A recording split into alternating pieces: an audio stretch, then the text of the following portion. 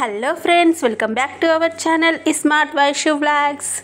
ఈరోజు మన ఛానల్లో ఎన్నో పోషక విలువలు కలిగిన బోడ కాకరకాయ కూరనైతే నేనైతే ఏ విధంగా ప్రిపేర్ చేస్తానో మీకైతే చూపించబోతున్నాను. ఈ బోడ కాకరకాయలను అయితే ఒక్కో ప్లేస్లో ఒక్కో రకంగా అయితే పిలుస్తారు. ఆ కాకరకాయ అని, నీటి కాకరకాయ అని, కొండ కాకరకాయ అని చాలా రకాలుగా పిలుస్తారు. కానీ మా ప్రాంతంలో అయితే బోడ కాకరకాయ అని అయితే పిలుస్తాము. ఈ బోడ కాకరకాయల్లో ఫైబర్ కానీ కార్బోహైడ్రేట్స్ కానీ చాలా అధికంగా ఉంటాయి. అయితే ఈ సీజనల్లో వచ్చే బోడ కాకరకాయలని ఇష్టపడని వారంటూ ఉండరు కదండి. ఇంకా లేట్ చేయకుండా ప్రాసెస్లోకి అయితే వెళ్ళిపోదాం. బోడ కాకరకాయని ఇలా సన్నగా కట్ చేసి పెట్టుకోవాలి. నేనైతే ఇలా పొడవుగా కట్ చేసి పెట్టుకున్నాను. మీకు ఇష్టమైతే రౌండ్గా కూడా కట్ చేసి పెట్టుకోవచ్చు. నెక్స్ట్ ఇందులోకి నేనైతే ఒక టమాటోని అయితే తీసుకున్నాను. నెక్స్ట్ వచ్చేసి ఇందులోకి అయితే చింతపండు పులుసు కోసం చింతపండుని అయితే తీసుకున్నాను. చింతపండుని అయితే 2 టైమ్స్ అయితే వాష్ చేసి పెట్టుకోవాలి. చూడండి, ఈ విధంగా 2 టైమ్స్ వాష్ చేసి పెట్టుకొని మన చింతపులుసుని అయితే పక్కకు పెట్టుకోవాలి. ఈ విధంగా నీళ్లు పోసుకొని చింతపండుని అయితే కాస్త నాననివ్వాలి.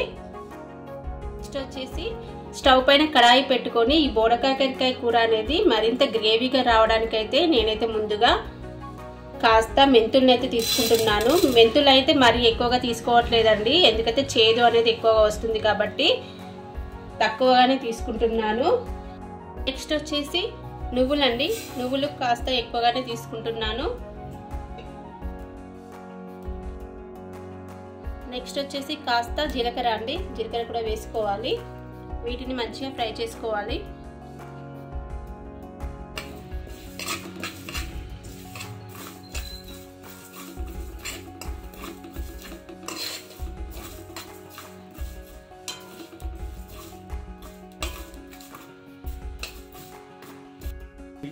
వీటన్నిటిని లో ఫ్లేమ్లో మంచి కలర్ వచ్చేంత వరకు అయితే వేయించుకోవాలి.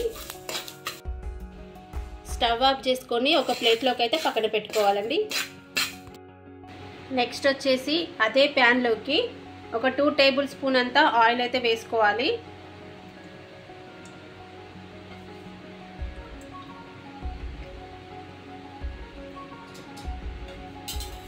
ఆయిల్ వేడయ్యాక శనగపప్పు, మినప్పప్పు,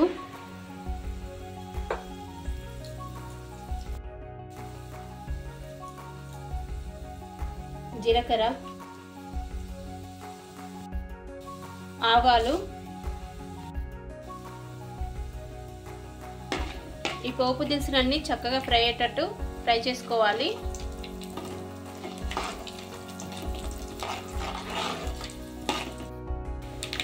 నెక్స్ట్ వచ్చేసి ఇందులో ఒక బిగ్ సైజ్ ఆనియన్ వేసుకోవాలి.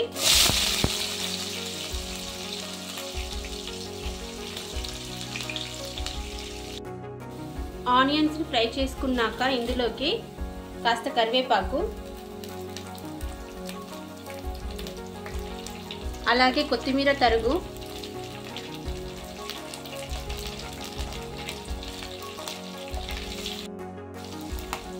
కొత్తిమీరను వేసుకున్న తర్వాత ఇందులోకి అల్లం వెల్లుల్లి పేస్ట్ కూడా వేసుకోవాలి.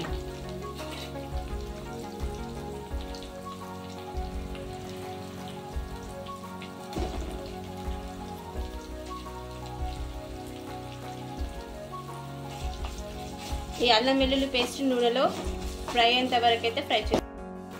ఇందులోకి పసుపును వేసుకొని కలుపుకోవాలి.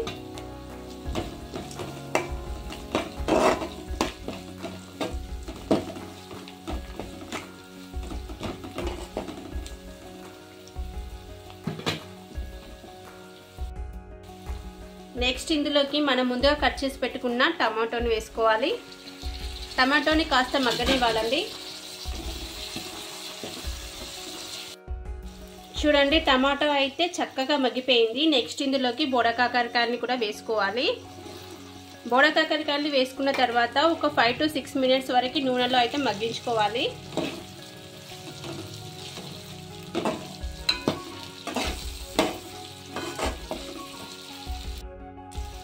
నెక్స్ట్ వచ్చేసి ఇందులోకి రుచికి సరిపడా కారాన్ని అయితే వేసుకోండి. నేనైతే ఒక 2 టేబుల్ స్పూన్ అంతా కారాన్ని అయితే వేస్తున్నాను. మీ స్పైసీనెస్ని బట్టి మీరైతే కారాన్ని అయితే వేసుకోండి. నేనైతే ఒక 2 టేబుల్ స్పూన్ అంతా కారాన్ని అయితే వేసుకుంటున్నాను.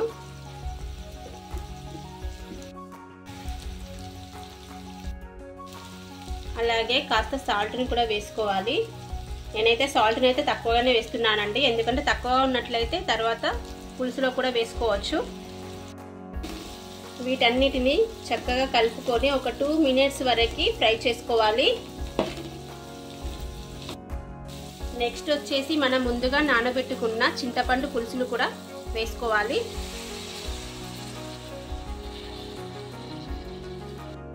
నెక్స్ట్ ఇందులోకి సరిపడా వాటర్ని అయితే పోసుకోవాలి. నేనైతే ఒక గ్లాస్న్నర వాటర్ని అయితే పోసుకుంటున్నాను. నెక్స్ట్ మూత పెట్టేసి ఒక 5 to 6 మినిట్స్ వరకు మనం కుక్ చేసుకోవాలి. ఈ కాకరకాయలు ఉడికేంత వరకు అయితే మనం కుక్ చేసుకోవాలి. ఈ సూప్ మరిగేంతలోపు మనం ముందుగా వేయించి పెట్టుకున్న ఈ మిశ్రమాన్ని అయితే మిక్సీ పట్టుకోవాలి. చూడండి, బోడ కాకరకాయలు అనేవి చక్కగా ఉడికిపోయాయి. చూడండి, ఇలా కట్ చేస్తే 2 ముక్కలు అయితే చక్కగా ఉడికిపోయినట్లే. చూడండి, ఈ విధంగా కట్ చేసుకుంటే 2 ముక్కలు అవ్వాలి. నెక్స్ట్ ఇందులోకి మనం ముందుగా మిక్సీ చేసి పెట్టుకున్న నువ్వులు మెంతి మిశ్రమాన్ని అయితే ఇందులోకి అయితే వేసుకోవాలి. ఇవి వేసిన తర్వాత అయితే ఎక్కువగా ఉడకాల్సిన అవసరం లేదండి. ఒక 2 మినిట్స్ కుక్ చేసుకుంటే సరిపోతుందన్నమాట.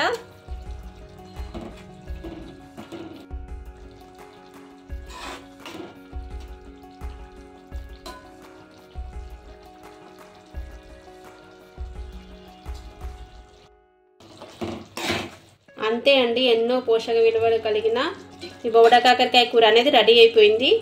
ఈ కర్రీ అనేది అన్నంలోకైనా చపాతీలోకైనా చాలా బాగుంటుందండి. వేడి వేడి అన్నంలో ఈ కర్రీ వేసుకొని తింటే అన్నం మొత్తం తినేస్తారు. చూడండి, ఆల్మోస్ట్ కర్రీ అయితే రెడీ అయిపోయింది. Okay friends, thanks for watching.